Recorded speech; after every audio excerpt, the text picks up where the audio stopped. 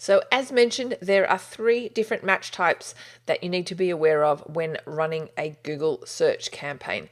I just did a really quick Google search for Google keyword match types, and I found this help article, which is really helpful in illustrating and explaining the differences between these 3 different match types. So firstly, the 3 different match types are exact match, phrase match, and broad match, as shown here in this nice little table. Google uses an example of the base keyword lawn mowing service and shows what your ad will possibly show for with the different match types. So there's a massive misconception that people don't realize that the keyword that they're bidding on is actually different for what their ad is going to show for. And depending on the match type that you choose will kind of depend what your ad will show for. All right, so for example, as shown in this help article, for the keyword lawn mowing service, if you choose the exact match type keyword, so you put square brackets around your keyword for lawn mowing service, then your ad will show for obviously lawn mowing service, but also grass cutting service. So it's really, really tightly themed, and the search terms are going to be really closely related to your base keyword.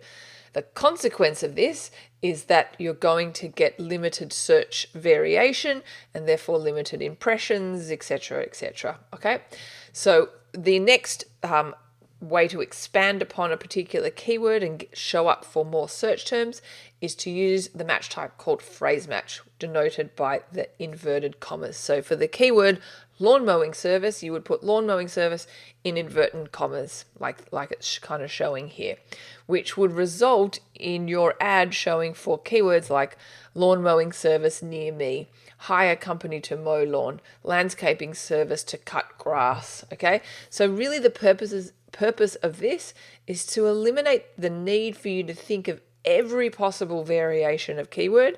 Google understands it's sort of inconceivable or a really difficult task to think of every possible keyword. So with the match types, it just allows for that search term variation as long as it's still tightly related to what you want. Okay, phrase match is my preferred option to use for a match type for a keyword because it's still closely enough related that the search terms are relevant, but loosely enough related that it's going to show up for things that I possibly hadn't thought of.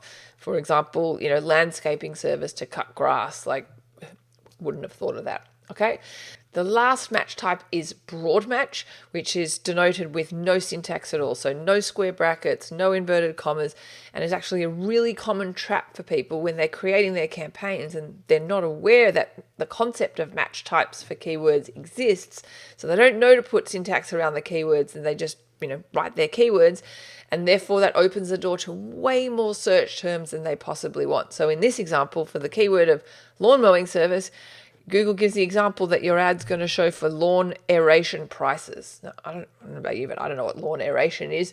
So if you do run broad match types, and look, they do have their place in the world, but make sure you have a look at your search terms and add lots of negative keywords, because chances are your ads are going to show up for lots of things that you don't want, which could result in a really bad click-through rate, wasted ad spend, and all sorts of really negative results that will happen with your account as a result of that.